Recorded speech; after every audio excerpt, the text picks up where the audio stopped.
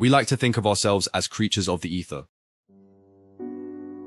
We talk about the cloud, we talk about cyberspace and wireless networks and the digital realm, as if we finally transcended our messy monkey origins and ascended into pure mathematics. We haven't. Everything is rocks, the internet is rocks, your Wi-Fi is rocks, the algorithm currently deciding what you should be angry about today is running on rocks. We just figured out how to flatten the rocks out and shoot lightning through them. Inside the rectangular slab of glass and metal you're currently holding, the one you look at before you go to sleep, the one you reach for before you check if your partner is still breathing, is a magnet. It is smaller than your fingernail. It weighs practically nothing. It is made of an element called neodymium, number 60 on the periodic table. You have probably never thought about neodymium, but neodymium thinks about you. That tiny silvery sliver of metal is currently doing more to dictate the future of human history than any politician or any army. And right now, it is quietly setting the stage for one of the most hilariously preventable civilizational bottlenecks in human history. So, let's talk about the apocalypse in your pocket. Neodymium belongs to a group of 17 elements collectively known as the rare earth metals, which is a fantastic name, mostly because it's a complete lie. They aren't rare at all. Cerium, one of the other ones, is about as common in the Earth's crust as copper. Problem isn't that they're rare, the problem is that they are antisocial. They are spread incredibly thin across the planet, and when you do find them, they are hopelessly tangled up with each other. They chemically refuse to be separated. Extracting them from the dirt and isolating them into something useful requires acid baths, solvent extraction, radioactive byproducts, and a level of environmental devastation that would make a cartoon supervillain say, "Mate, tone it down a bit." But we need them. God, we need them. That neodymium magnet isn't just in your phone. It's in the motor of nearly every electric vehicle. It's in the generator of most offshore wind turbines. It's in the precision-guided munitions and defense systems of every NATO military. It's in the MRI machine that looks inside your meat sack to see if you're dying. It is the load-bearing pillar of the 21st century. And for a long time, the United States was the king of the rocks. From the 1960s to the late 1980s, the US dominated rare earth production. They had a massive hole in the ground in California called Mountain Pass. They had the science, they had the supply chain. But dealing with rare earths is dirty, toxic, miserable work. And by the early 1990s, the West looked at this toxic, miserable work and collectively decided, you know what, let's just pay someone else to do this.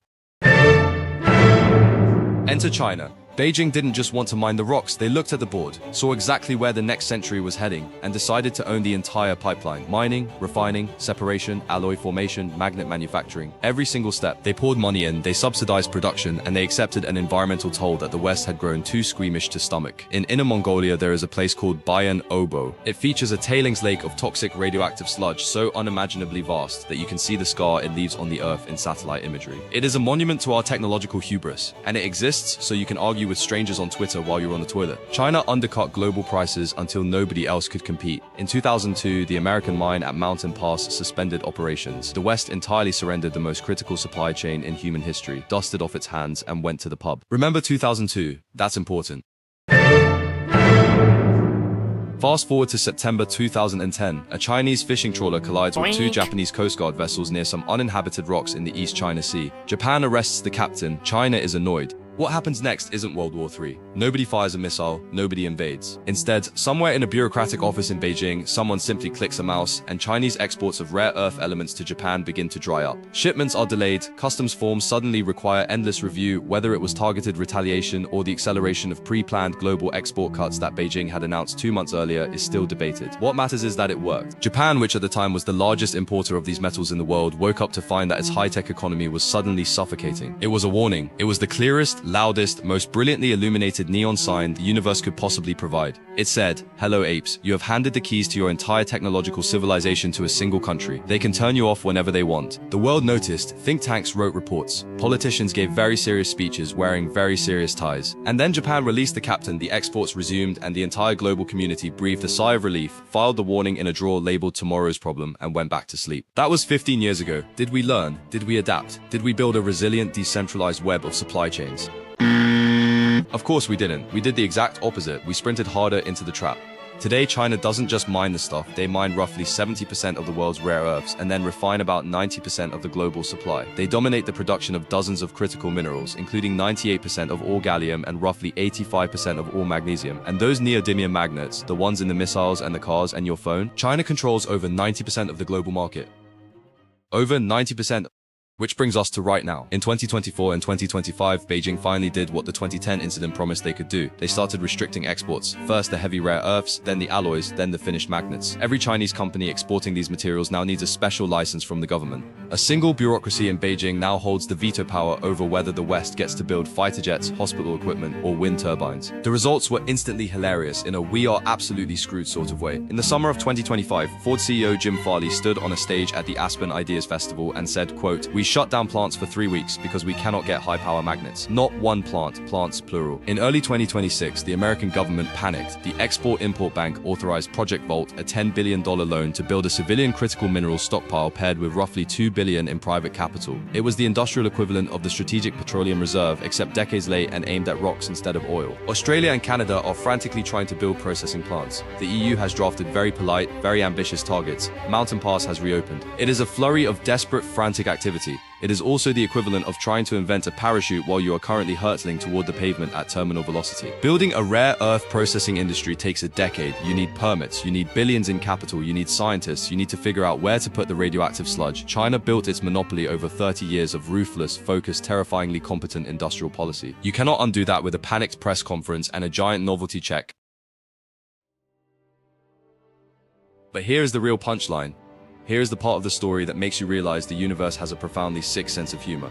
We are currently trying to save the planet. We are trying to transition away from fossil fuels so the oceans don't boil and we don't all die in the resource wars of 2050. But the green energy transition, wind, solar, electric vehicles, requires vastly more rare earth metals than the fossil fuel system it's replacing. An electric car needs kilograms of neodymium. A single offshore wind turbine needs hundreds of kilograms. To escape the geopolitical choke point of oil, a choke point we've spent a century learning how to navigate, we are sprinting headfirst into a geopolitical choke point of rare earths, controlled by a single geopolitical rival who is currently turning off the tap. To save the earth, we have to hollow it out, and we have to ask permission to do it.